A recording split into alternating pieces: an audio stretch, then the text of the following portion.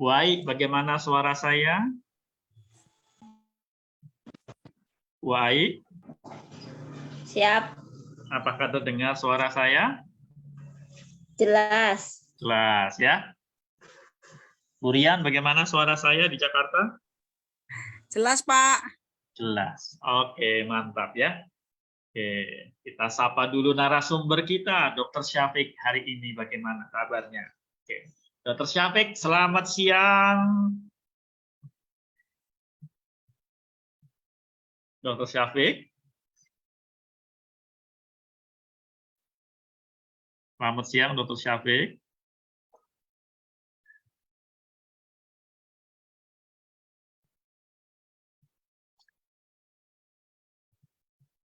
Belum ada suara. Oke, kita tunggu sebentar lagi ya. Gimana cuaca di Jakarta, Burian? Cuacanya panas, Pak, tapi agak-agak mendung dikit. Wow, kita kemarin di Solo 2 hari hujan terus. Wow, banjir enggak tuh? Ya, ada yang banyak tempat yang banjir tuh. Tapi Daerah Pak sekitar saya ada yang banjir tuh daerah. Biasa memang langganan banjir sih. Banjir sih. Oke. Ya. Nggak tahu tuh Bu Ai, banjir nggak Bu Ai? Hujan nggak? Hujan, tapi masih nggak terlalu gede banget sih. Tapi ini udah terang. Kalau Bu Ayu daerah mana sih? Siapa? Tangerang. Tangerang. Burian Pasar Rebo toh? Ya, Jakarta Timur. Jakarta Timur. Oke. Tangerang juga hujan tapi nggak banjir ya? Iya, Pak. Masih aman. Aman masih ya. Oke, kalau banjir mengungsi saja ke tempat Burian. Iya, betul. Ke Pasar Rebo. Menerima penampungan. Penampungan banjir ya. Oke. Penampungan banjir. Baik, kita sapa dulu Dr. Syafiq. Halo Dr. Syafiq, selamat siang.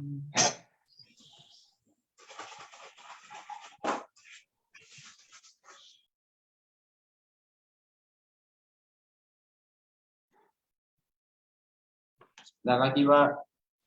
Oke. Ya, kita tunggu Dr. Syafiq ya. Sambil menunggu, kita mau sapa yang lain yang dari jauh di mana ini? Katanya Dr. Syafiq baru pergi. Oh, baru pergi. Oke. Ke Jakarta tuh, Burian. Dr. Syafiq ke Jakarta tuh katanya. Kemana? Terus hari ini nggak ngisi? Jakarta nyingcet Solo.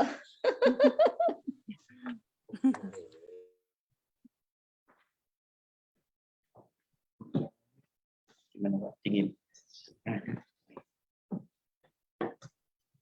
Burian mana itu katanya testimoni yang mau dikirim itu? Singkat aja. Bu Kiki. Bu Kiki.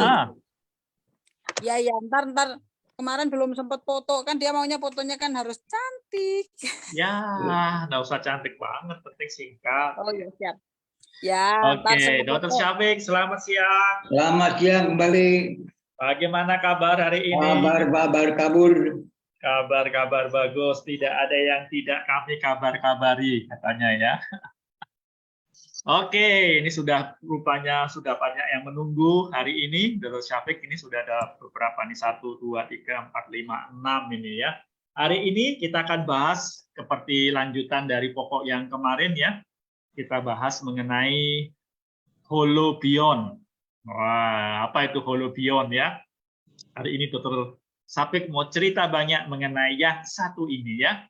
Judulnya holobiont. Oke, silahkan Dr. Syafiq, kita bisa mulai presentasinya.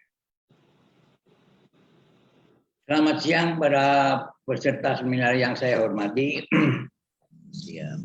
Dulu itu saya sudah pernah menjelaskan bahwa sistem pertahanan tubuh itu ternyata terdiri banyak. Yang pertama adalah kontrol koordinasi tubuh oleh neurotransmitter, neurohormon, dan neuropeptid, serta juga neuroimmunity.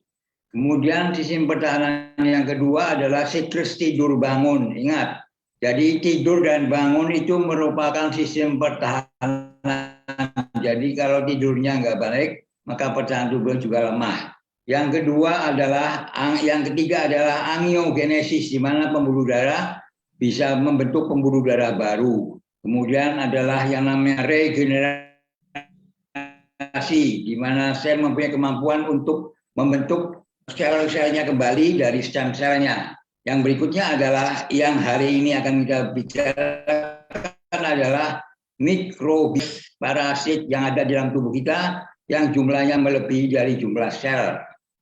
Kemudian yang berikutnya pertahanan yang namanya DNA protection, bahwa DNA bisa mengalami repair, reparasi, bisa juga mengalami kerusakan.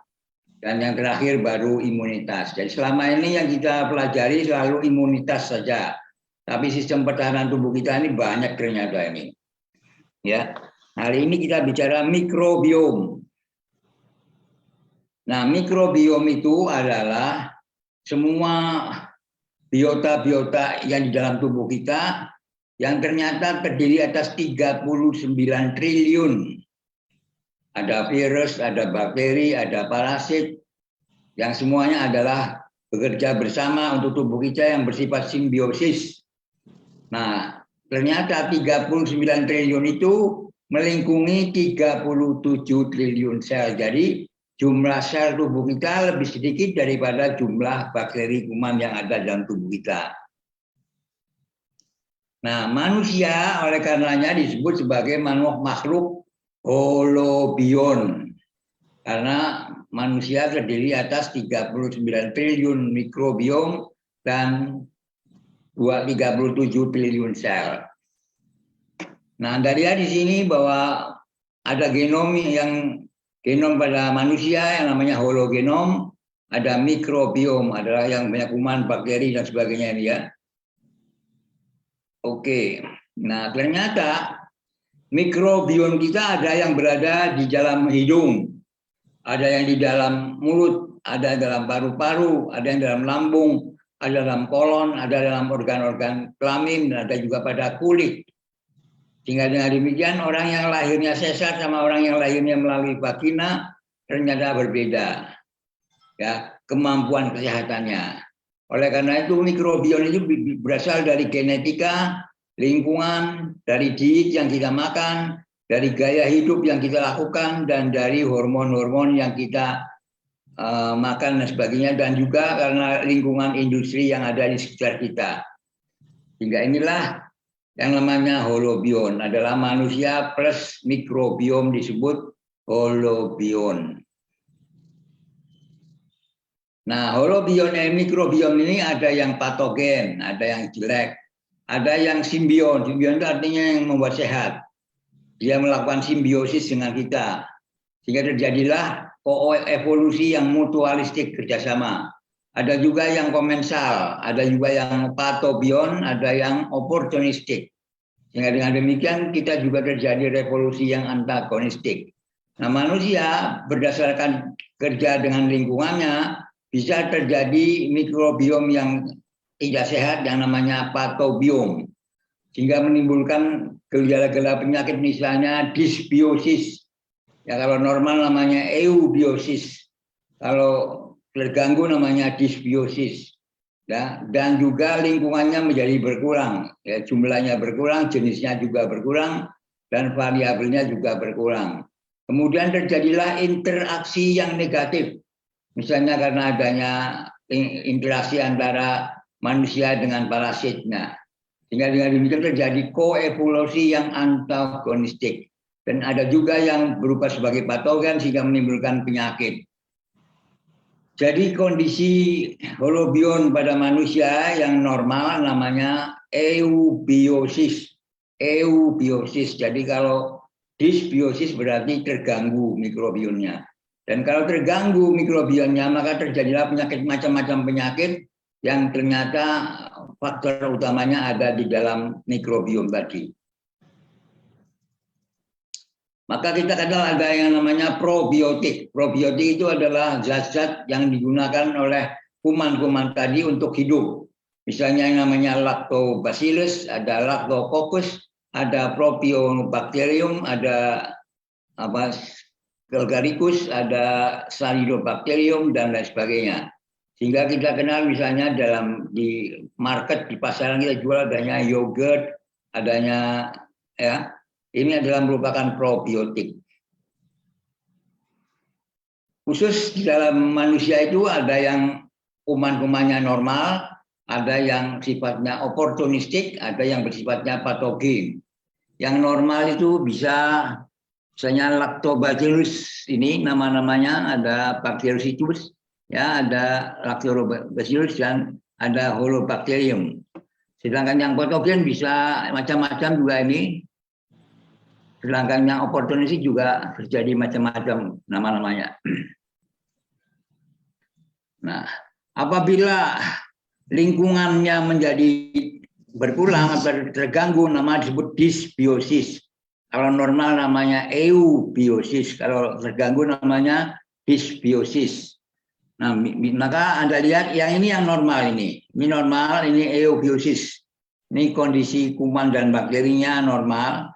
Tapi begitu ada patogen-patogen, Anda lihat ini yang namanya dysbiosis. Ada lactobacilli, ada bifida, bacillus dan sebagainya, ada staphylococcus, ada aspergillosis, ada Yersinia, ada proteus dan sebagainya. Ini adalah kondisi di mana lingkungan di dalam tubuh kita mengalami gangguan, namanya dysbiosis. Nah, ini juga kuman dalam lambung, ya, dalam usus besar, dalam usus kecil. Ya, ini juga penting adalah untuk memperbaiki penyimpanan lemak. Juga untuk menimbulkan produksi asam lemak yang dikerjakan melalui homeostasis dan juga untuk modulasi sistem saraf pusat. Jadi fungsi dari kuman-kuman itu ternyata sangat penting. Juga untuk melindungi ya secara patogen-patogen yang masuk. Juga untuk membentuk vitamin-vitamin K dan vitamin-vitamin B12. Juga untuk sistem imun. Jadi imun kita adalah dibentuk juga oleh kuman-kuman dan bakteri parasit yang ada.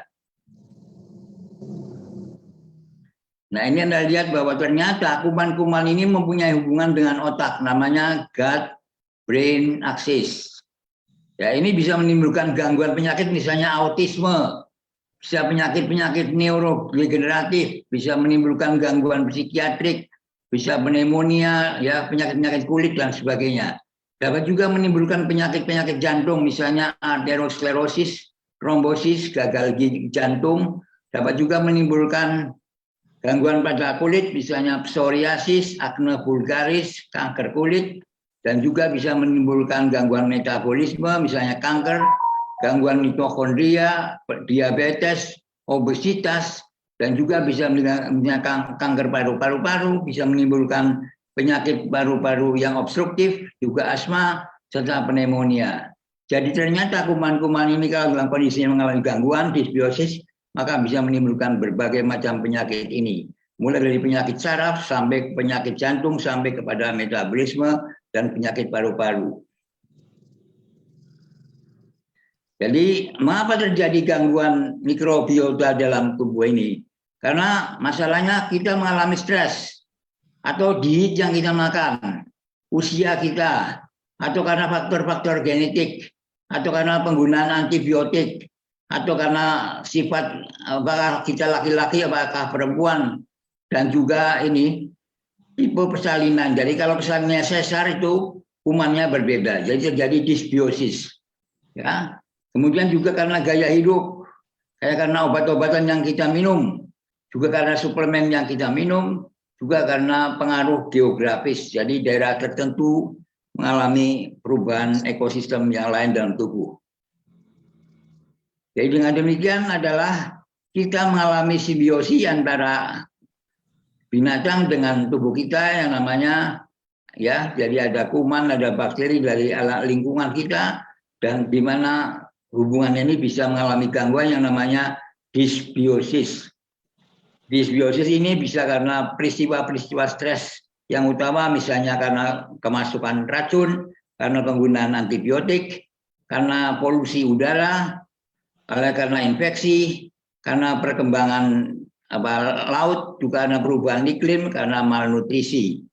Dengan demikian Anda lihat bahwa kondisi simbiosis dapat dilakukan melalui sifat keasinan, ya, tekanan, suhu, nutrisi, stres, pH, oksigen, cahaya, dan diet.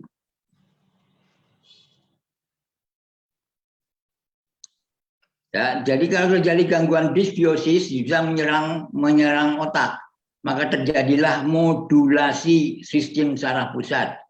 Dapat juga menyerang terjadinya asam lemak, produksi fermentasi dari serat-serat makanan, dan juga oleh karena terjadinya gangguan metabolisme glukose sehingga terjadi oksidatif stres, dan juga bisa menimbulkan penyimpanan lemak menjadi bertambah, dapat juga menimbulkan angiogenesis pada sel, dapat juga meningkatkan perkembangan sistem imun, dapat juga mensintesa vitamin K dan vitamin B12, dan juga bisa proteksi terhadap patogen-patogen yang masuk. Misalnya ya, jadi dari usus berhubungan dengan otak, namanya gut-brain axis, ya. Jadi kuman-kuman di sini akan mempengaruhi kerja dari otak sehingga menimbulkan berbagai gangguan-gangguan otak. Ya, sehingga kita bisa memanipulasi atau bisa men-side effect karena pengaruh-pengaruh tersebut. Jadi kuman-kumannya ini akan mengalami evolusi di dalam tubuh kita dan mengalami pengaruh pada otak sehingga menimbulkan banyak sekali evolusi mikroba dan juga evolusi kuman-kuman yang lain, sehingga kondisi kuman-kuman parasit yang ada dalam tubuh bisa mengalami pengurangan atau bisa bertambah sehingga menimbulkan penyakit-penyakit yang tadi saya sebutkan. Jadi stresornya itu bisa bersifat karena perubahan suhu, karena higrometri, karena toksin-toksin, karena patogen, juga karena nutrien. Nah, sehingga bisa menimbulkan gangguan fisiologis dan gangguan imunitas pada tubuh kita, dan juga bisa menimbulkan perubahan komposisi dan kepekatan dari kuman-kuman yang bersifat simbiosis tadi.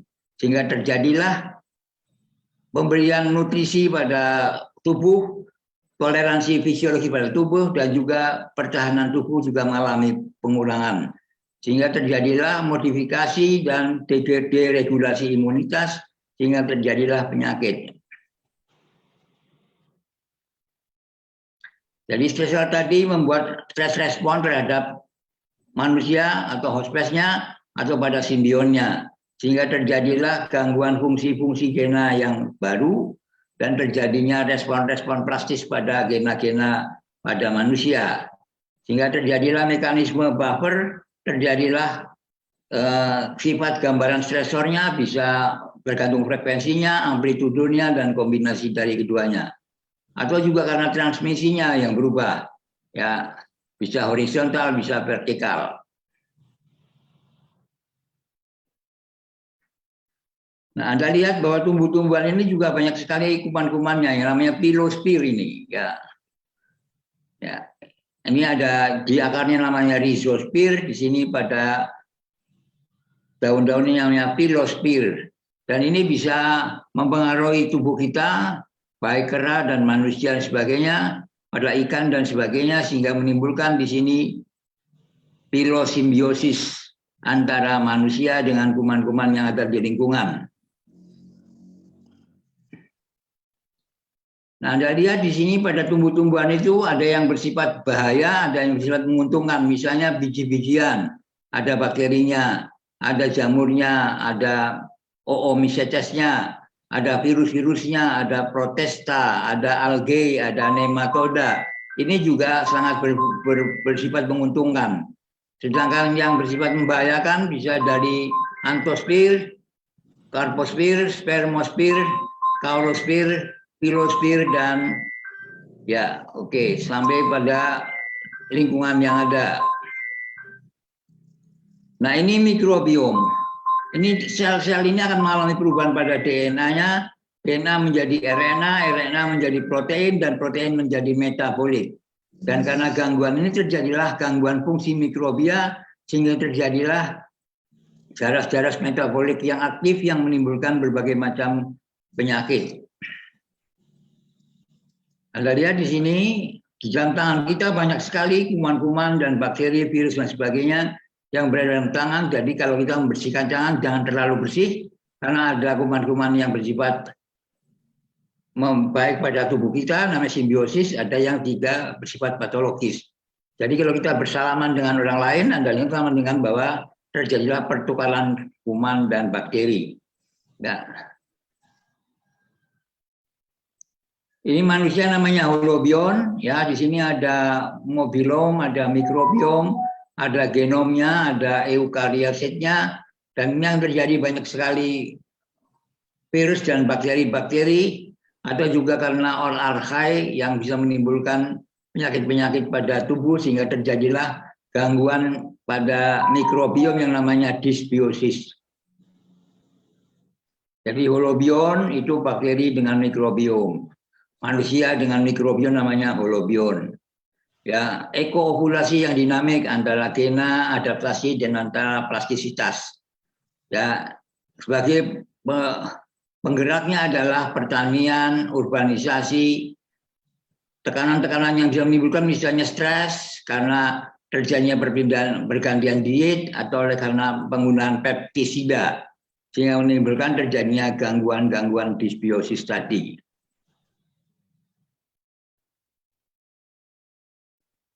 Ini hubungannya antara kuman-kuman tadi dengan saraf yang namanya nervus vagus. Ya, gut brain axis. Jadi ada pengaruhnya terhadap saraf-saraf kepada otak sehingga di sini metabolit yang dibuat oleh kuman-kuman tersebut bisa dibawa oleh neurotransmitter sampai kepada otak mempengaruhi kondisi otak. Tapi kita tahu bahwa di antara sel ini ada yang namanya tight junction. Jadi hubungan antar sel ada yang tight junction. Kalau tight junctionnya baik, maka kuman-kumannya nggak bisa masuk ke dalam usus. Ini gejala-gejala dysbiosis. Ya, misalnya karena nyeri pada perut, karena reaksi alergi. Sebentar ya, saya ada telepon sebentar, ganggu nih.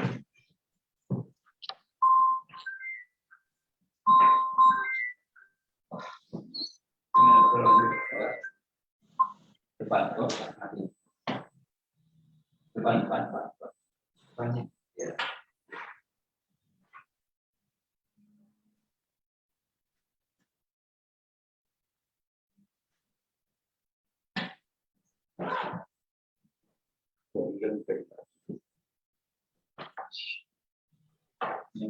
Yang pasien tadi.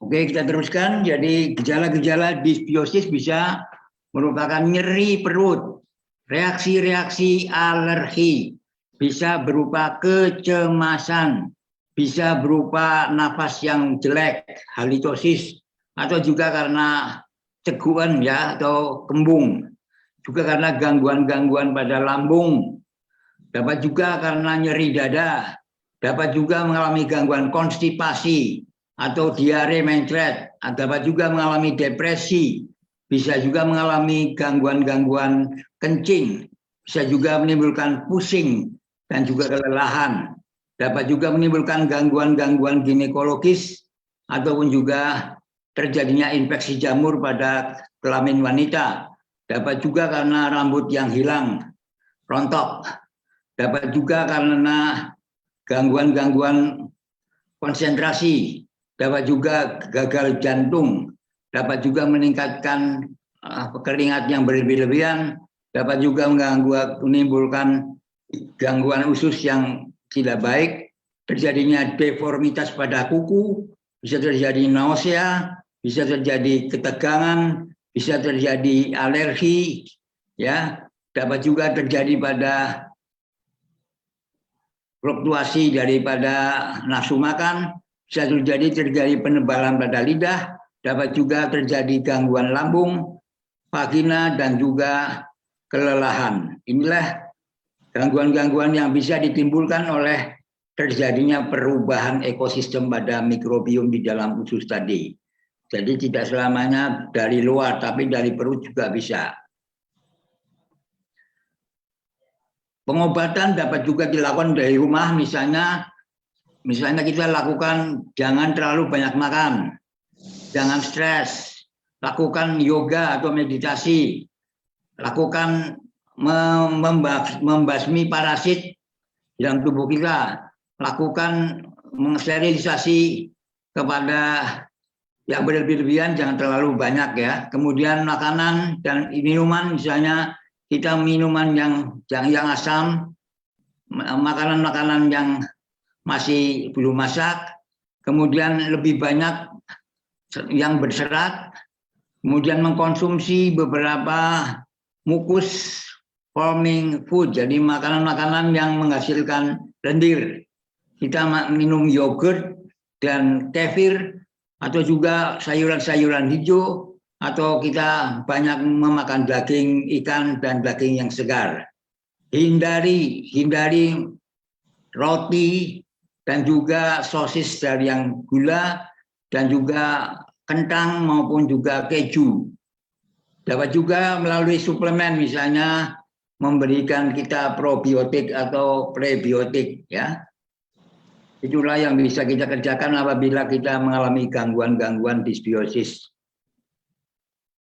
Jadi di sini ada hubungan antara mikrobiom dengan host place dengan lingkungan ya, selalu terjadi di sini. Jadi kalau kita merubah lingkungan sama juga merubah mikrobiom dalam tubuh, dapat juga mengganggu tubuh kita sehingga menimbulkan berbagai macam penyakit. Nah, terapinya bisa menggunakan hormon pada usus ya, dengan metabolit metal mikrob, dan bisa juga dengan berbagai macam tadi probiotik dan sebagainya. Nah, ini gut brain axis antara otak dengan usus ada hubungannya melalui saraf nervus vagus ini ya. Jadi kalau terjadi masalah di sini akan mempengaruhi kerja otak, memodulasi sifat otak, sehingga terjadi gangguan perilaku, gangguan mental, dan juga gangguan tidur.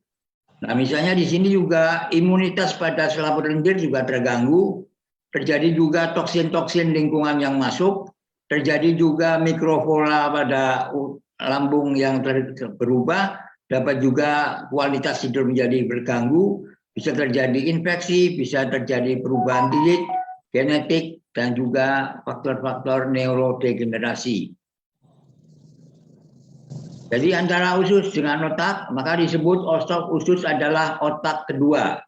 Ya, karena kemarin saya bicara sistem saraf otonom, ada yang namanya enteric nervous system, yaitu yang ada di sini ini.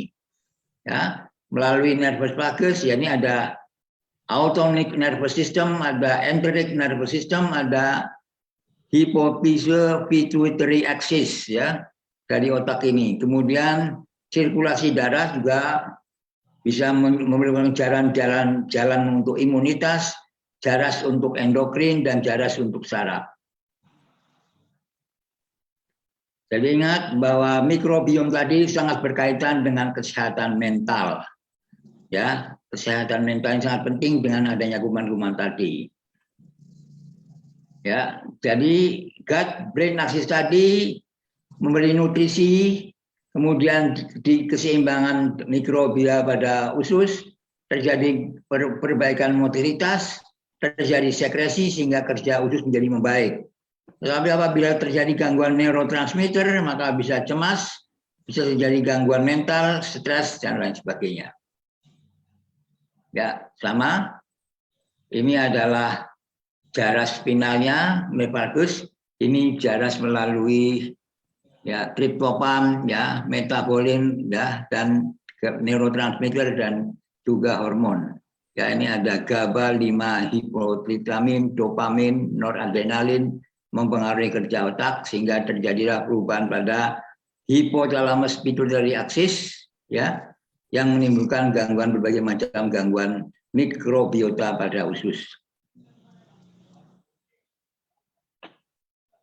Ya ini sama. Ya, dengan gambar lain. Jadi bisa mengalami top down signaling dari atas ke bawah atau dari usus ke otak, namanya bottom up signaling. Jadi sinyalnya dari usus ke atas atau dari otak ke usus. kedua-duanya saling kerja barengan. Jadi ini otak kedua, the second brain. Nah, ini salah yang berhubungan dengan itu adalah melalui signaling nervous vagus, yaitu inervasi yang menimbulkan neurotransmitter GABA. Kemudian di sini juga inervasi yang memberi keluaran neurotransmitter serotonin, dan ini GABA, norepinefrin, dan dopamin. Jadi kuman-kuman pada usus ini bisa mengeluarkan neurotransmitter yang semuanya mempengaruhi otak. Dan dari otak juga bisa mempengaruhi usus. Ya, jadi mikrobiom ke otak, otak ke mikrobiom. Ya, ini gambarannya. Di sini Anda lihat itu aktivasi saraf vagus, aktivasi sistem imun mukosa, aktivasi metabolik bakteri, kemudian juga sel-sel enteroendokrin, sinyal-sinyal hormonal dari usus yang bisa mempengaruhi otak. Sedangkan dari otak bisa menimbulkan adanya sekresi mukus atau neurotransmitter, adanya gangguan motilitas, adanya juga fungsi barier, dan juga stress response system. Demikian yang dapat saya berikan mengenai holobion ataupun manusia yang mengandung 93 triliun mikrobiom, kuman, bakteri, dan virus, parasit, dan sebagainya. Jumlah virus lebih banyak daripada jumlah bakteri. Ya, demikian Pak Rajid. Oke, siap Dr. Syafiq. Terima kasih untuk pemaparannya ya. Jadi tadi sudah dipaparkan materi kita untuk hari ini mengenai holobion. Ya, menarik sekali ya ini pembahasannya karena ada hubungannya kemarin dengan syaraf ya atau sistem syaraf ya. Jadi kita diingatkan lagi kemarin ada sistem syaraf otonom itu, ada simpatis, parasimpatis, sama enteric brain. Nah, hari ini sudah dijelaskan oleh Dr. Syafiq ya. Tapi saya yakin teman-teman pasti punya banyak pertanyaan nih, udah siap ini dengan pertanyaan-pertanyaan. Karena ini akan membuat jalannya diskusi kita menjadi lebih hidup dan juga lebih benderang ya, lebih jelas ya. Nah, saya buka untuk sesi pertanyaan. Siapa yang akan bertanya pertama kali untuk topik kita hari ini? Silahkan.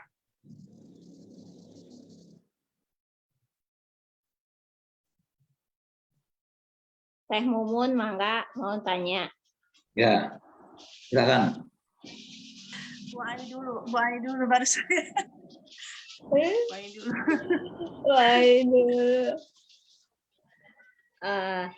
Ya Pak, izin bertanya, kan tadi ternyata mikrobiom itu sangat pengaruh banget terhadap perilaku atau otak seseorang gitu kan ya Pak ya tadi ya. Ya. Nah kan sekarang itu banyak kasus, termasuk ada tuh keponakan saya. Selama ini kayaknya sih setahu saya belum ada misalnya yang sampai anaknya itu kayak ini Pak, autis gitu Pak, hiperaktif. Itu sebetulnya apa sih Pak yang paling mendominasi sehingga bisa terjadi seperti itu gitu Pak? Jadi kuman-kuman yang ada pada usus tadi mengalami perubahan. Jumlahnya, jenisnya diganti dengan kuman-kuman yang patogen, sehingga bisa mempengaruhi, membuat metabolit yang bisa mempengaruhi otak. Sehingga terjadilah gangguan-gangguan mental otak, misalnya Parkinson, Alzheimer, ya mudah orang menjadi lupa, demensia, itu semua karena kuman-kuman usus. Jadi sebaiknya tiap hari kita minum atau makan yogurt, ya. Karena itu memperkuat supaya terjadi perubahan lagi, namanya probiotik ya, atau prebiotik atau juga simbiotik. Kadang-kala orang memikirkan penyakit-penyakit, tapi ternyata penyebabnya karena perubahan kuman-kuman pada usus. Oleh karena itu kalau orang melahirkan melalui bawah, tidak sesar itu lebih baik karena kuman-kuman yang di vagina itu lebih lengkap. Tapi kalau sesar itu kuman-kumannya lebih sedikit sehingga menimbulkan disbiosis pada anaknya.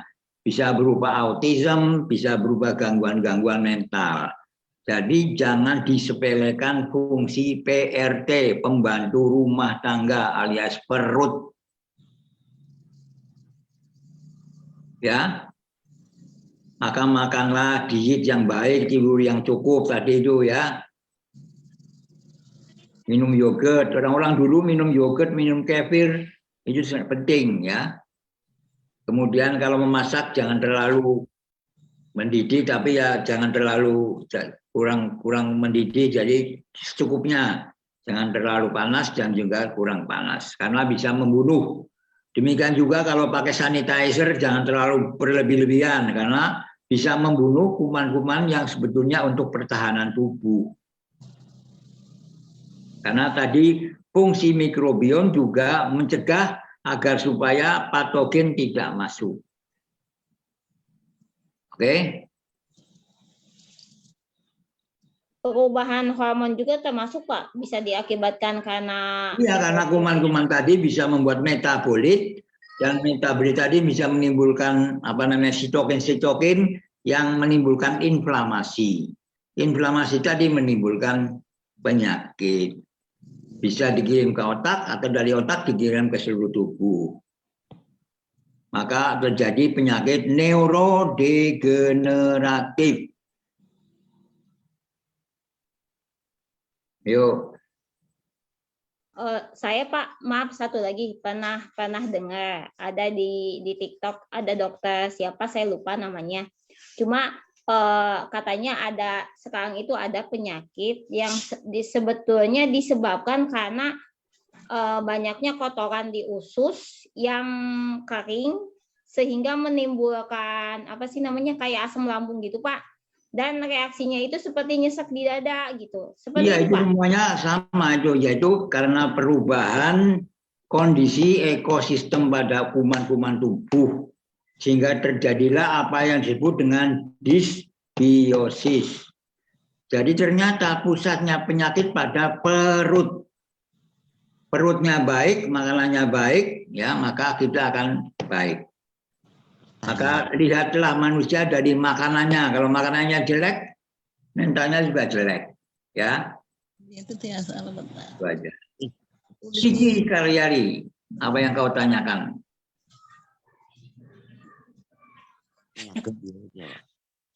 Jangan senyum aja. Saya ngomong keluhan pasien diceritain. Iya nih, ya yang tadi diceritain Bapak itu benar-benar saya semua itu yang dirasa. Ya perut, sering sakit lambung itu ya pikiran juga. Mungkin dari makanan juga ya Pak ya. Iya, maka hati-hati. Maka lebih baik konsumsi Yakult yogurt sama roti ya. Jangan lupa. Terus ya Pak ya, karena ada punya sendiri di rumah stok. Saya. Berapa? Ya. Ya, kemarin juga yang sakit punggung belakang itu sudah saya praktekkan ya Pak. Terima kasih banyak. Alhamdulillah. Yang Yang punggung sakit itu diurut pakai ini dengkul. Oh iya iya. Sip. Alhamdulillah itu saat udah sehat. Alhamdulillah udah. Alhamdulillah. Ya praktekkan pada yang lain dong. Dengkuli semua kok punggung-punggung itu. Banyak ilmu dari Bapak, terima kasih banyak. Ya kembali.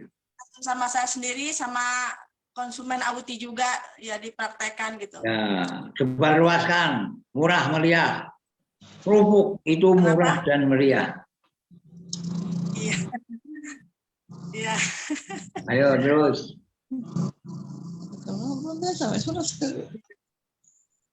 Ya itu Pak, saya mau nanya nih, pasien saya itu kan emang kena gula, emang ada 3 orang ya, yang 3 orang itu alhamdulillah sudah sembuh total ya, basah itu kakinya ya, tapi yang satu diseketi ya, kemarin saya nengok ke sana, itu malah tambah parah.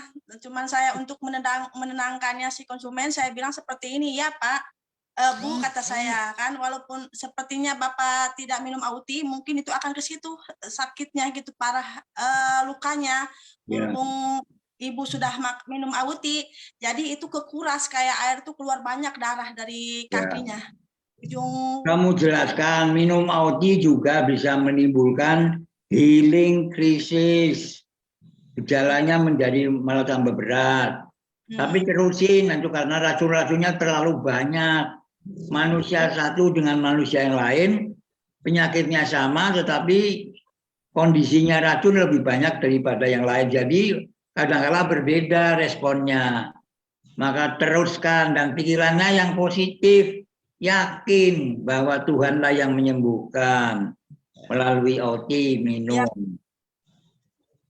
Ya, itu juga udah saya sampaikan seperti itu. Alhamdulillah sih orangnya nurut juga gitu kan. Udah saya kayak ustazah gitu campur-campur bahasanya.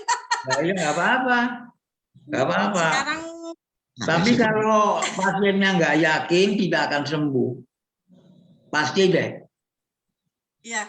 Jadi Anda yakinkan dia dengan pelan-pelan bahwa setiap ikhtiar itu selalu harus diserahkan tawakal sama Allah. Ya, betul. Ya, Pak. Ini loh, teman-teman yang lain sudah sembuh, masa Anda tidak sembuh? Yakin dong gitu. Iya, yakiniku gitu. Iya, betul. Ya, itu bilang seperti itu. Mungkin ada yang lain lagi untuk Ibu gitu-gitu. Udah, alhamdulillah minum, kemarin telepon lagi, alhamdulillah ada perubahan, sekarang udah kering katanya gitu.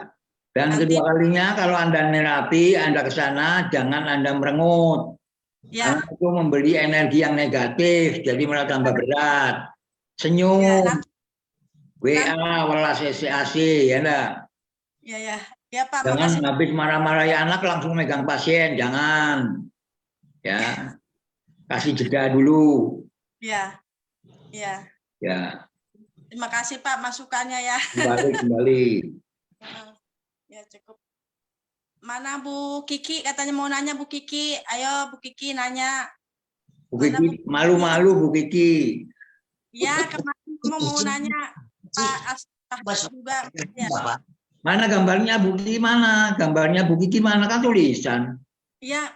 Tulisannya ada tadi tapi kan saya jauh. Saya di rumah saya, Bu Kiki di rumahnya mungkin. Oh. Tapi dia ikut juga, tapi mana ya? Belum muncul. Nah, ya itu. Atau siapa naik kudu rapi menyerancung gitu deh. Tuh, ada suaranya, dia itu nggak bisa ngelihat tuh apa kameranya nggak bisa ngelihat ke dia. Ya gimana? Mau tanya apa, Mbak Kiki? Ya Bu Kiki. Kameranya nggak bisa. Ya udah ngomong aja nggak apa-apa, nggak usah pakai kamera.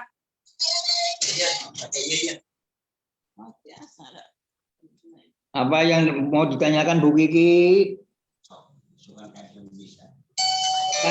Nggak usah takut. Aku bukan harimau, aku haliman. Harimau aku. Tanya saja. Bu Kiki, kalau mau nanya Bu Kiki.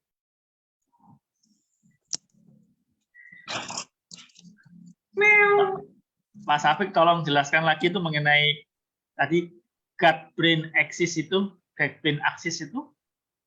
ada hubungan antara otak sama usus, yaitu kuman-kuman dalam usus membuat metabolit yang diubah menjadi neurotransmitter yang bisa mempengaruhi otak. Bisa neurotransmitter, bisa hormon. Terjadilah perubahan perilaku modifikasi kerja otak. Itu bisanya mudah cemas, ya, mudah menyala-nyalakan diri, sedih terus. Itu karena ususnya nggak jelas, nggak benar itu, ya. Maka berpuasa itu penting. Dengan berpuasa sangat membantu kuman-kuman dalam usus supaya dia bisa kembali normal. Jadi gut brain axis itu cenderung sifatnya jelek ya, maksudnya pengaruhnya jelek ya? Pengaruh jelek karena perubahan kuman pada usus. Kalau ususnya masih normal, baik. Oke, berarti kalau ususnya bagus, misalnya mikrobanya itu bagus, berarti dia tidak akan mengirimkan sinyal-sinyal jelek ke otak gitu? Tetap mengirimkan sinyal, tapi sinyal-sinyalnya sinyal-sinyal baik. Oh. Mentalnya baik. Jadi antara gut sama antara usus sama otak terjadi pengaruh timbal balik. Otak mempengaruhi usus, usus mempengaruhi otak. Maka disebut second brain, otak kedua. Itu berarti intens sekali ya hubungannya. Sangat intens. Oh, sangat intens ya. Sangat intens. Oke, ya. Berarti perlu jaga benar apa yang kita makan ya situasi. Ya, diet itu penting, tidur itu penting. Yogurt itu penting. Prebiotik. Prebiotik ya. Ya. Kalau nggak kuat bayar ya yang murah itu namanya apa, yang kecil-kecil itu namanya apa itu? Yang murah. Yakult. Yakult. Oh. Ya. Kalau prebiotiknya berarti makanannya untuk mikrobanya itu ya? Iya. Supaya kuman-kumannya yang normal lah, hidup kembali. Jadi mikrobiom ini adalah merupakan salah satu sistem pertahanan tubuh agar supaya tubuh tetap sehat. Maka tadi mikrobiom berhubungan dengan imunitas, berhubungan dengan regenerasi, berhubungan dengan tidur, siklus bangun dan tidur, berhubungan dengan kekebalan, ya, berhubungan dengan metabolisme.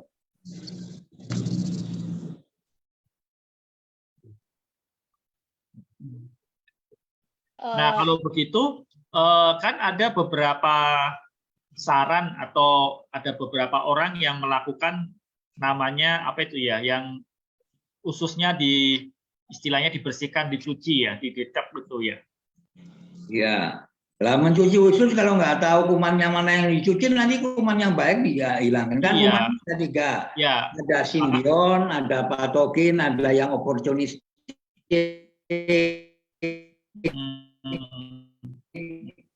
Ya. Yang oportunistik black. Makanya kita harus hati-hati dengan terapi mencuci usus ya. Kalau kita tahu-tahu nanti malah merubah. Minumlah yogurt aja cukup. Oke. Kefir atau yogurt. Ya, yogurt ya. Kombucha juga bagus berarti itu ya, teh yang difermentasi. Iya, bisa. Oke. Eko, bukan oke. Oke, dibalik Eko. Mantap, silakan teman-teman kalau mau bertanya lagi nih, bagus nih pembahasannya ini ya. Anda adalah apa yang Anda makan katanya tadi Pak Safik ya. Iya.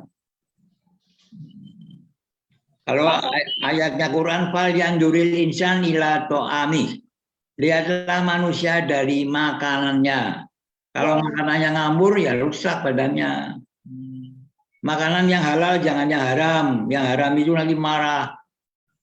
Ya enggak, menimbulkan marah terus. Nah, kalau begitu secukupnya saja. Kalau begitu pola makan atau makanan yang bagus untuk gut brain axis itu pola makanan yang bagaimana, Pak Safik? Ya, yang banyak serat-seratnya.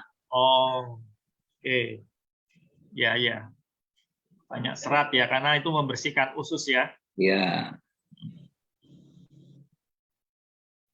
Tuh, teman-teman, Bapak Ibu, makanannya harus diperhatikan. Kalau nyuci sayur jangan terlalu bersih-bersih. Sama dengan menghilangkan kuman-kumannya sayur. Oh, gitu ya. Oke. Baik, ada lagi yang mau bertanya nih? Masih kita buka untuk sesi pertanyaan. Masih mengenai mikrobiom. Pak Soleh kayaknya mau nanya, Pak Soleh. Silakan Pak Soleh. Jangan soleh sendiri loh. Ya dulu mesti disebarluaskan solehnya. Ini Pak Soleh di mana nih posisi nih? Lagi di mana Pak? Masih di pasar Pak. Wow, rajin banget ya. Kita beli upload ini untuk Pak Soleh ini ya. Oke. Saya masuk shift 3 jadi berangkat jam 10 sampai jam 2.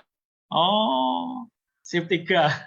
10 sampai jam 2 Pak ya. Soleh, saya mau tanya, mengapa kok pasar nggak ada yang pasar laki-laki ya? Yang ada kok pasar bini, pasar ibu. Yang laki-laki kok nggak ada, kenapa? Ada.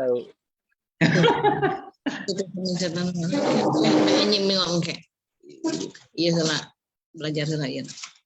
Silakan Mbak Soleh tanya. Pak.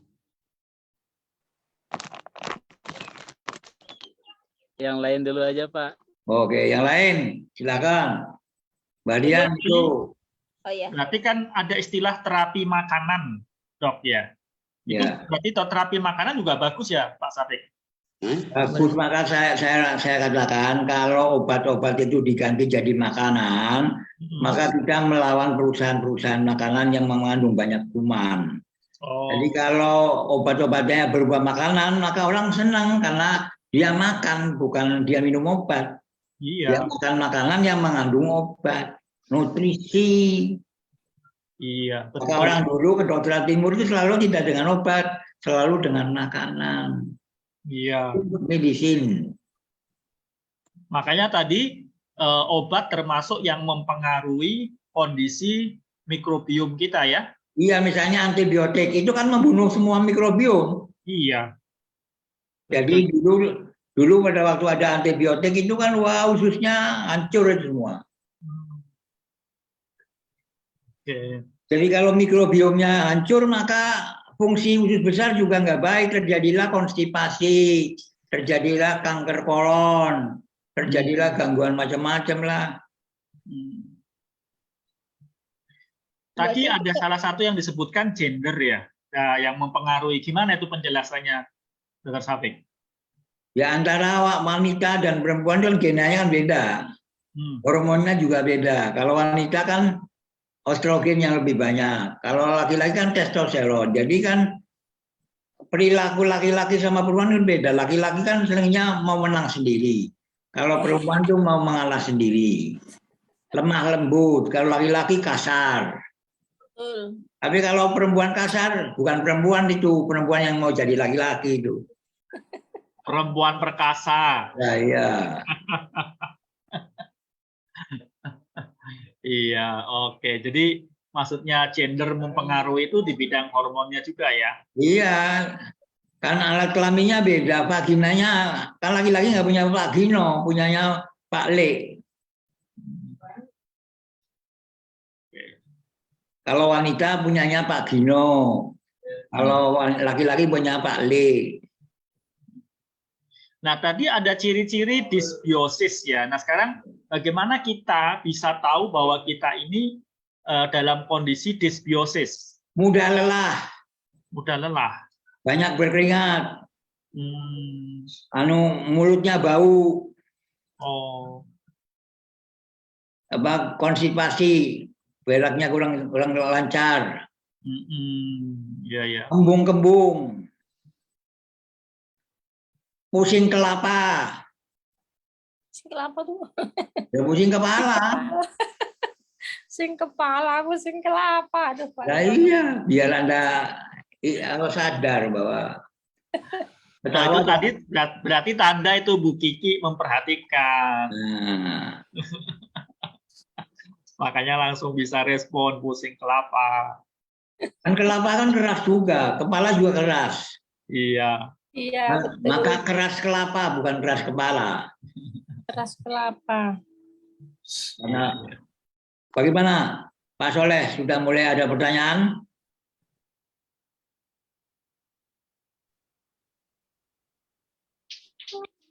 Panas nggak main di mana? Kalau di Bandung banyak makanan karedok loh. Apa? Karedok. Karego, apa tuh karego? Karedok atuh Pak. Oh, karedok. Karedok lenca, Pak.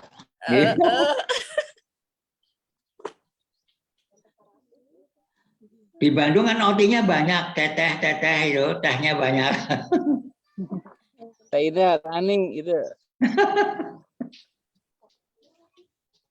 Tadi ada bedanya dysbiosis sama eubiosis tadi apa, dokter? Kalau kondisinya normal namanya eubiosis. Kalau terjadi gangguan namanya disbiosis.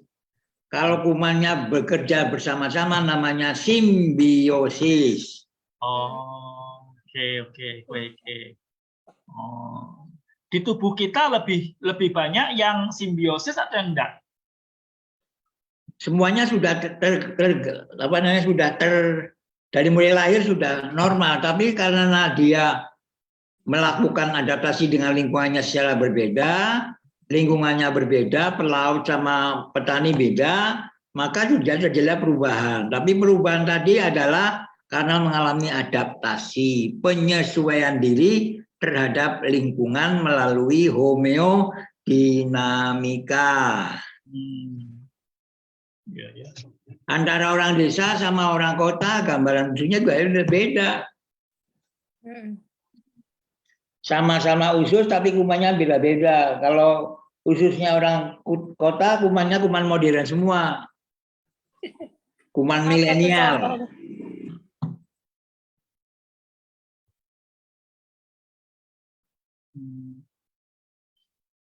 Pak, izin tanya lagi, Pak.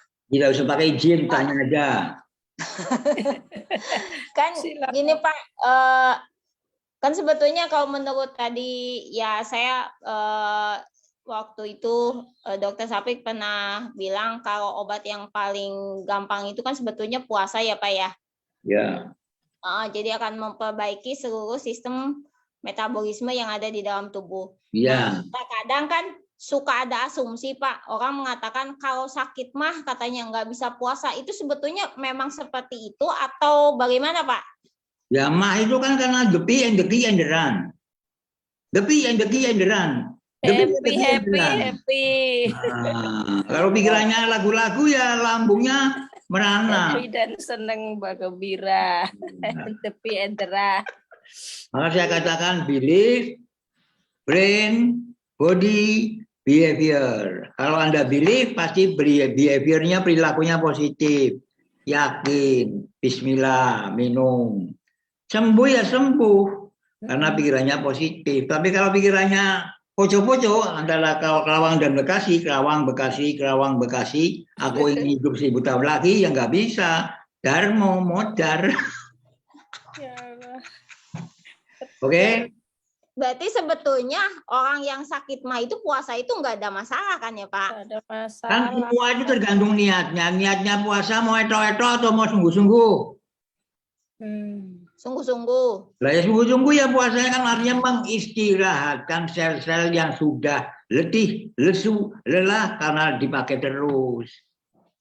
Karena orang hidup itu adalah memasukkan racun, namanya intoxication, melalui penglihatan, melalui pendengaran, melalui penghidup, melalui makanan dan sebagainya. Itulah maka kita disuruh Tuhan untuk detoxification, yaitu sholat, puasa, itu kan detoksifikasi agar supaya racun-racun tadi bisa dinetralisir kembali menjadi manusia yang fitrah.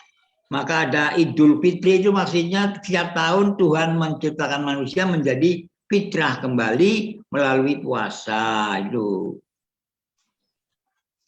Tiap hari kita puasa enggak? Puasa. Tiap hari kita puasa enggak? Puasa ya, Pak. Lu kok tanya? Jawab kok tanya? Saya tanya harus jawab, puasa enggak? Puasa malam, Pak. Lah ya karena malam kan tidur puasa. Jadi tidurnya cukup. Malam. Jangan bangun terus. Bangun tidurku terus apa gitu loh.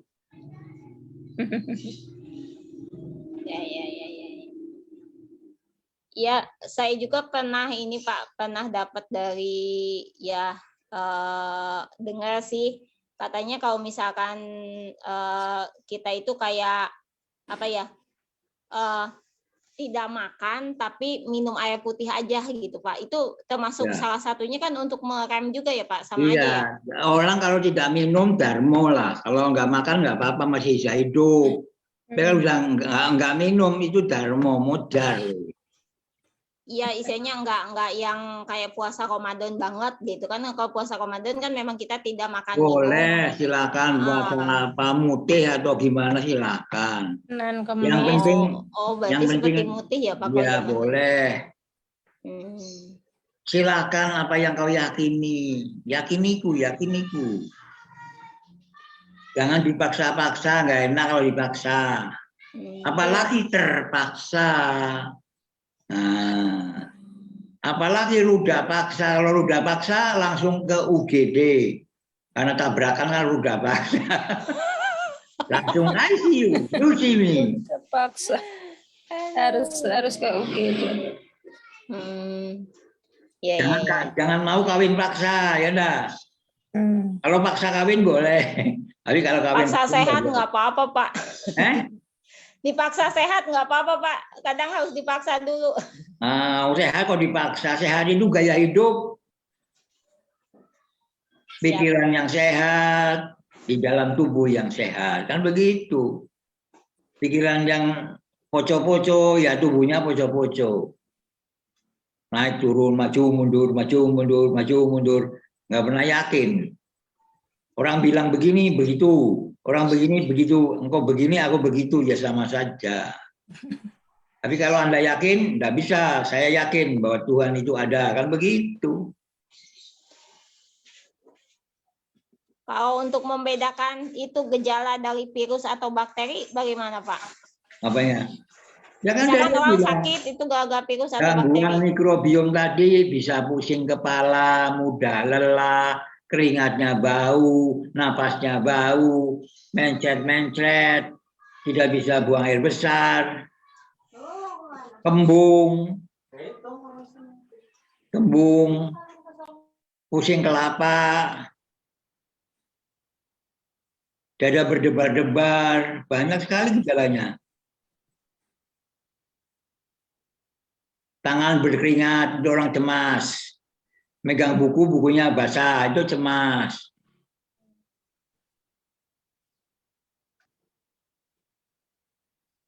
Lain kalau orang itu yakin, beriman. Wah, itu selalu jalannya juga hebat jalannya. Tapi kalau orang lagu jalannya lentear begitu. Gak yakin ya Pak, jalan aja nggak yakin, apalagi makan, apalagi minum oatnya juga ya nggak yakin. Minum oat nggak yakin lagi. Nah, iya, kadang-kala minum, kadang-kala tidak. Nanti kalau kondisinya jelek, ini karena minum oat jadi jelek loh. Masalahnya bukan oatnya, gaya hidup Anda yang salah. Saya yang itu disalahkan oat.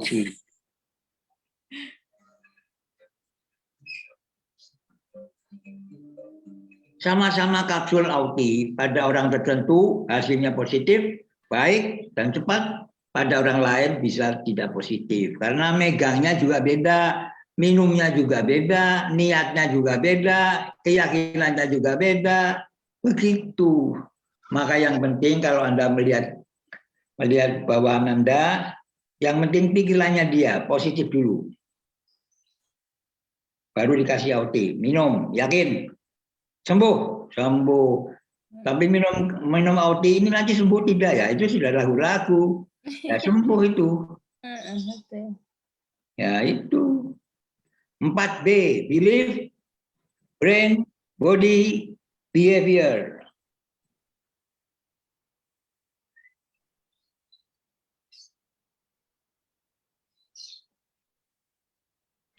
Orang kalau jalannya tegap berarti yakin dong. Tapi kalau jalannya lontang-lantung itu berarti nggak yakin, banyak utang, banyak masalah. Dimarahi istri dan sebagainya. Saya melihat Pak jalan. Saya mukanya cemberut, MCC, ya enggak, mencucu. Ya. Saya jadi merasa ini jalan saya melihat. Ya itu, karena nggak yakin. Kalau nggak yakin hidup nggak yakin ya lah beres. Aduh, gayanya aja udah ketahuan ya Pak ya. Iya, keko. Kirain keberatan Pak itu pinggul. Enggak, kalau yakin tuh tegak gitu. Mana dadamu? Ini dadaku. Lah perutmu mana? Perutku sudah di muka. Sebelum dada keluar, perut sudah sampai. Waduh, sambil membusungkan dada kan beda lagi nanti ini. Zaman dulu membusungkan dada, kalau sekarang zamannya membusungkan perut. Orang modern sekarang perutnya yang gede, dadanya malah melengkung gitu. Iya, betul. Punggungnya juga melengkung, kepalanya ke bawah, lihat tanah terus. Kapan saya ke tanah? Gitu. Itu tandanya apa, Pak? Kalau yang begitu? Ya tandanya bahwa dia nggak yakin loh. Oh. Kalau orang tegak kan hurufnya alif, tegak karena apa? Yakin, aku yakin kepada Tuhan. Nah iya. Tapi kalau melengkung begini kan lain. Orang banyak membaca smartphone kan melengkung gini. Di tempat tidur smartphone, di WC smartphone, kemana-mana smartphone. Jadi kepalanya lengkung gitu. Karena menunduk pada smartphone. Hei smartphone, engkaulah segalanya, kaulah segalanya, kata Ruth Sahanaya. Tanpa Diko, bagaimana aku bisa berhubungan dengan klienku? Hehehe. Begitu handphonenya rusak, kacau. Jadi siapa yang bikin? Gua nggak mau, gua sakit. Oke, siapa lagi? Oke, siapa lagi yang mau bertanya? Ayo Pak Ade. Ayo Pak, saya nggak tahu tadi ininya judulnya udah ketelat jadi nggak bisa nanya. Apa-apa Bu Sri, pengalamannya aja. Ya kan saya udah, ya itu tadi lah orang yang jalannya bungkuk tadi kan banyak saya temuin begitu, berarti dia nggak yakin. Nah sekarang saya juga mau merubah gaya jalan saya nih Pak Sapik. Ada orang-orang yang bungkuk bilang, hei orang-orang bungkuk, lihat ke langit, jangan lihat ke tanah, belum waktunya ke tanah itu. Siapa sih? Lihat ke atas itu. Ntar nubruk ada batu depan nggak tahu lagi. Nggak apa-apa kan. Kalau lihat bulan kan ke atas, kalau lihat bulan masa ke bawah. Iya, atas kan nyandung lagi Pak. Kalau ke bawah berarti datang bulan itu, bulannya di bawah. Yang di lemari. Iya. Itu videonya. Jadi yang penting yakin. Siapa lagi yang mau bertanya? Yakin ya. Yakin berarti pikirannya positif. Kalau pikirannya positif berarti dia selalu frekuensinya di atas Sapi pasti terpencet 100 gitu. Sudah yakin dia punya rasa cinta kasih, welas asih, wah hebat itu. Setiap dia megang orang, orangnya sembuh. Setiap berbicara, orangnya langsung sembuh. Karena dia yang keluar energinya positif. Healing energy. Minumlah Auti, langsung sembuh. Betul. Start video Pak, katanya Bu Kiki mau nanya tuh Pak. Silakan. Bu Kiki, silakan Bu Kiki. Ya Bu, assalamualaikum. Saya nggak bisa menampakkan wajah nih, nggak bisa itunya layar rusak. Halo Pak. Ayo silakan. Assalamualaikum. Begini Pak, itu Auti sampai berapa usia kita bisa minum gitu Pak? Sepertinya dari di Serang itu 2019 ya ada Auti. Nah, suami saya. Saya bilang Auti itu bukan obat tetapi gaya hidup. Oh iya. Tapi gini Pak, itu kadang gulanya suami saya kadang naik gitu. Kadang naik gitu. Maka pikirannya yang positif, jangan negatif. Oh, dipikir jangan sakit-sakit, jangan dipikir sehat-sehat dulu. Enggak, kalau suami mah positif Pak. Dia. Kok suami positif? Kalau apakah suaminya hamil kok positif? Maksudnya dia mah orangnya nggak neko-neko, dia mah konsekuen gitu, nggak seperti saya. Ya iya, tapi harus ingat bahwa bagaimanapun juga orang yang jalan juga kadang-kadang juga jatuh enggak? Ya. Nah itu kan hidup itu kadang-kadang kan naik turun. Ya. Kalau pas jatuh bagaimana, pas waktu bangun gimana? Jadi jangan melulu bahwa begitu, tetap pada waktu jatuh ini ada problem berarti Anda mau dikasih ilmu oleh Tuhan. Kok saya kena begini, ada apa ya? ilmu apa yang mau diberikan Tuhan padaku, pengalaman apa yang mau diberikan Tuhan kepadaku. Positif aja, oh pengalaman ini ternyata saya disuruh the hay and the mud, hey mud. Biasanya saya hehehe, sekarang hemat. Iya. Jadi mungkin harus mengurangi harus ikut aturan untuk yang penyakit diabetes itu. Makanannya juga ya Pak harus agak Jadi diabetes itu kan faktornya banyak, bisa karena makanan, ya enggak? Bisa karena gaya hidup, tidurnya kurang. Kalau tidur lampunya nggak dimatikan karena melatoninnya nggak dikeluarin, karena melatonin juga antioksidan. Melatonin juga bisa mencegah diabetes. Mikrobioom pun bisa mencegah diabetes. Kuman-kuman pada usus tadi dapat juga mencegah diabetes. Ya Pak, betul, kita lampunya nggak pernah mati kalau tidur. Nah, iya, tapi hati-hati jangan digermeti nanti. Begitu ya Pak. Tapi kalau misalkan tidur pakai kacamata hitam nggak apa-apa Pak, lampunya nyala. Itu orang buta di gua hantu itu. Terus begini Pak, ini saya ya kemarin kan gula sempat naik, lalu gigi itu semua seperti bengkak-bengkak, gusi dan gigi itu kayak goyang-goyang semua gitu. Nah udah agak reda, gigi yang 2 ini masih terasa, terus terasa keluar nanah gitu ya Pak, sama darah gitu. Nah udah agak reda, saya pergi ke dokter gigi. Kata dokter gigi, Ibu lagi konsumsi obat apa nih? Gitu. Saya bilang saya konsumsi herbal. Herbalnya yang sejenis apa? Kalau herbal yang mencairkan darah, saya tidak mau cabut, kata dia gitu. Lalu saya komunikasi dulu sama Bu Rian, Dok. Nah, dikasih lihatlah itu yang antioksidan 100%. Dicabutlah sama dokter gigi itu. Suruh digigit itu kapas sampai 1,5 jam. 1,5 jam perjalanan sampai rumah, pas saya buka lalu darah pun keluar terus Pak. Sampai saya pakai yang yang premium itu sampai habis 17 butir Pak. Saya tampolin ke gigi, masih tetap nggak ngampet. Saya termenung saja, saya takut suami saya panik, saya sendiri dalam hati udah nggak tenang, ini gimana kalau nggak berhenti. Nah, saya teringat dulu suami pakai yang biasa, itu kapsul yang biasa Pak, tapi saya lagi nggak punya. Lah saya pakailah, saya telepon Teh Mumun, saya minta antar itu kapsul itu sekarang juga, kalau nggak kita ke rumah sakit gitu, mau coba saya pikir. Diantar sama suaminya, begitu sampai, itu saya telan semua yang ada di mulut dan mungkin sekitar 2 gelas mah ada tuh Pak, darah keluar tuh. Nah saya telan semua, udah gitu saya taburin 1 kapsul itu ke bekas cabut gigi. Yang biasa Pak langsung stop itu darah. Jadi apa bedanya yang premium sama yang biasa? Nah ini gini loh, jangan terlalu bodoh-bodoh amat itu loh. Orang kalau dicabut itu kan bisa saja pembuluh darahnya robek.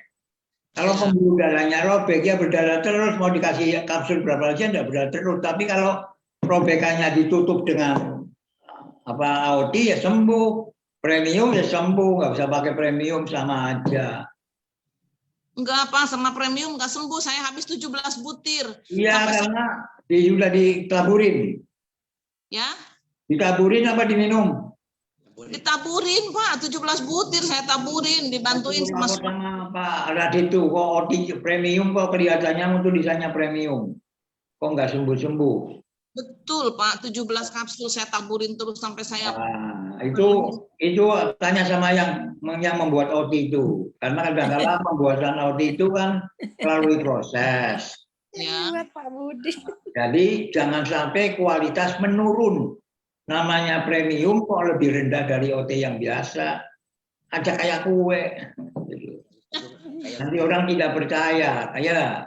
Enggak, Pak. Gini kan suami saya kalau ada pasien luka-luka gitu, suka ditaburin itu. Tapi kalau sama premium itu kurang jreng gitu kalau pakai yang. Nah, itu tanya sama Pak Ladid tuh. Ya? Tanya sama Pak Ladid itu. Ya, spesifikasinya beda-beda, Bu. Spesifikasinya beda-beda. Kalau kalau premium itu kan dirancang memang dia cepat larut air sehingga bisa langsung diserap oleh tubuh. Jadi memang kalau premium itu akan lebih efektif kalau diminum maksudnya. Tapi kalau untuk menutup lukanya, kapsul biasa lebih bagus. Sama seperti kalau kita minum OT, seduhan, terus ampasnya itu kita tutupkan, itu hampir mirip dengan kapsul itu. Iya Pak, tapi kan saya waktu itu sedang konsumsi OT itu 1 kali minum 2 kapsul ditambah dengan seduhan 1 gelas turburian. Iya. Betul, tapi untuk luka itu akan lebih bagus yang biasa, Bro. Karena kalau premium itu memang dibuat untuk cepat larut. Jadi kalau ibu taruh di luka, dia akan cepat larut. Iya, memang. Ini untuk yang Jakarta itu peristiwa ini didokumentasikan, kemudian didiskusikan. Iya. Ya sudah aja makin lama ilmunya maju itu loh. Mengapa kalau kapsul yang lama kok bisa, yang baru kan nggak bisa? Ya itu didiskusikan, jadi nggak usah dimarah-marah. Kan semuanya pakai OT semua, yang satu OT lama, yang ini OT baru. Ya, itu maksudnya Pak.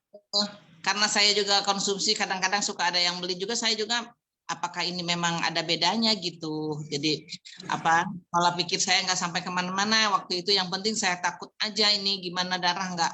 Jangan takut. Ya begitu pakai yang lama langsung stop Pak gitu. Alhamdulillah ya dengan Audi juga gitu. Ya sudah tuh dicatat, kalau misalnya ada perdarahan pakai yang lama. Ya. Diminum itu aja sudah. Ya. Tapi kalau ilmiahnya ya mengapa kok bisa terjadi demikian? Itu tugasnya para D untuk membahas. Ya. Kalau perlu saya juga bisa ikut gitu. Itu pengalaman yang aktual loh. Jangan disamakan, jangan audinya ya loh. Enggak terus. Halo Dok. Ya. Ini suami saya minta bertanya nih. Lebih bagus yang mana katanya untuk usia yang lansia yang 70 tahun lah. Apakah bagus yang seduh atau yang premium gitu, karena dia mah sukanya yang seduh tuh Dok, selama beberapa tahun ini nggak pernah stop Auti. Ya, sekarang yang disukai yang mana? Yang seduh Dok. Ya sudah itu, karena yakin pada yang seduh ya, yang sembuh yang seduh. Tapi itu aja. Orang nggak percaya sama yang premium, disuruh minum premium ya nanti nggak mau dia mah suruh minum premium. Udah, kalau nggak mau jangan dipaksa-paksa. Yang lama aja. Pemaksaan kehendak nggak baik, jangan dipaksa. Ikuti apa kemauan ya, yang diyakini apa, kalau itu aja. Yang penting kan minum OT. Iya. Ya mungkin karena bertanya itu mungkin kalau bagus premium, dia mau beralih ke premium. Saya sebutkan bahwa karena faktor keyakinan maka efektivitas obat menjadi lebih meningkat. Kalau pikirannya positif, obat apa saja langsung bisa sembuh. Karena yakin bahwa yang menyembuhkan itu. Tapi dikasih obat apapun kalau nggak yakin sama aja bohong.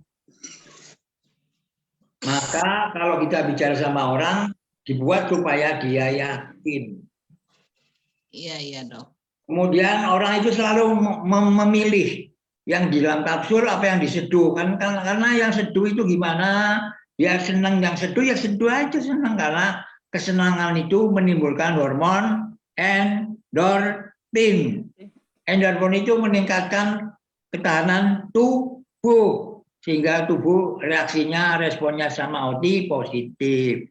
Tapi kalau tegang, kortison itu malah justru melawan. Paham? Paham Dok. Jadi the P and the Q and the run itu penting. Happy dan gembira. Nah iya. Mengapa Tuhan itu satu? Karena kalau Tuhannya banyak, Tuhan tuh. Jadi hantu. Aduh, apa? Senyum aja deh. Senyum Bu Senyum dong, saya Kiki. mau ceria. Saya mau ceria. Senyum Bu Kiki. Penyakit itu bukan musuh. Penyakit itu adalah tanda bahwa Tuhan memberi kesempatan mengingat Tuhan. Kalau pas lagi sakit, ingat sama Tuhan. Kalau tidak sakit, nggak pernah ingat sama Tuhan. Ingatnya hantu terus. Betul enggak? Enggak ingat hantu dok.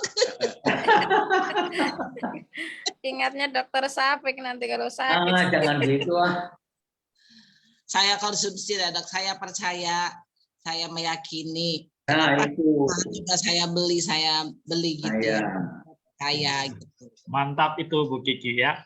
Oke teman-teman, sayang sekali nih waktu kita sudah terbatas.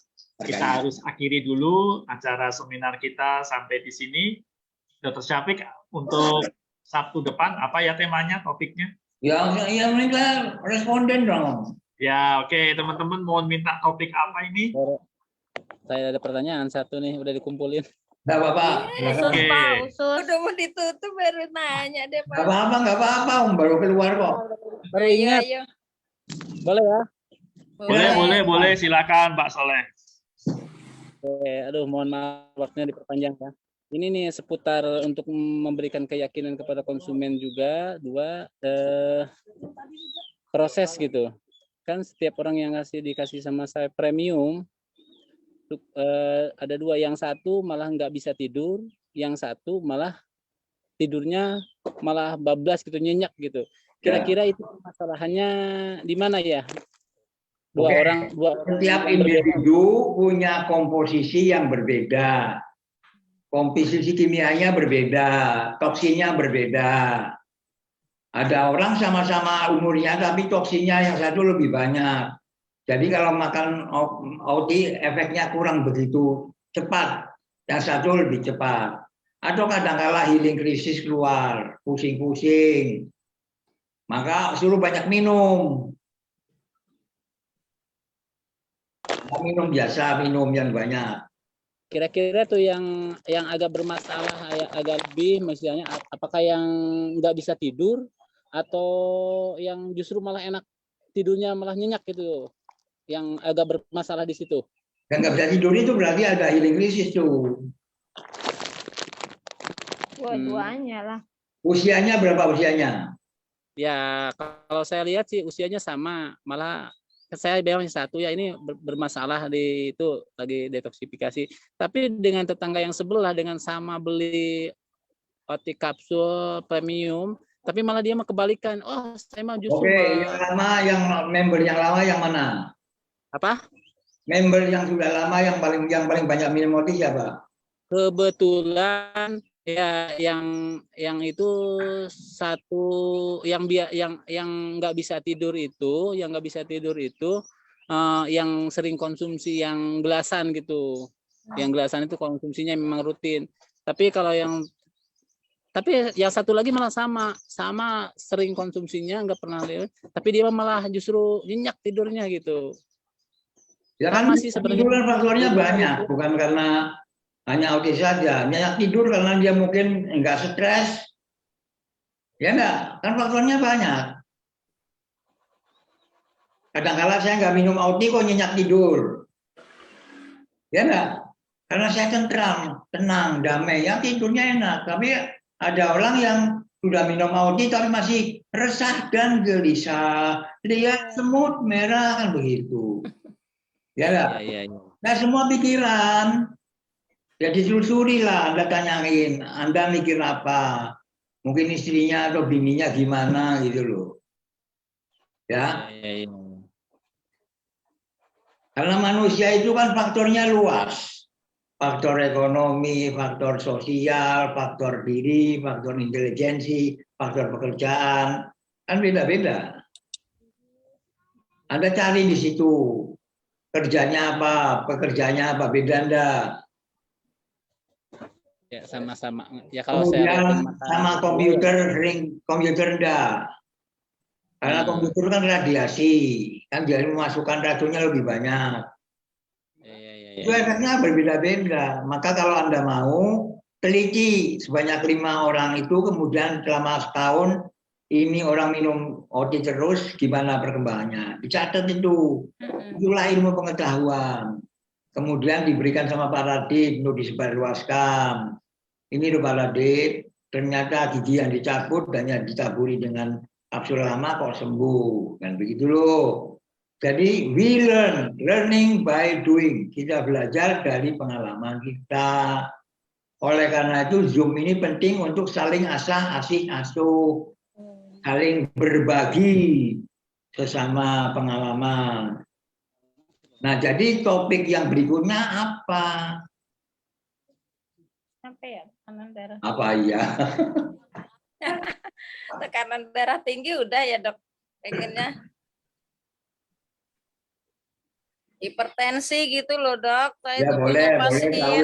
saya ulangi lagi hipertensi.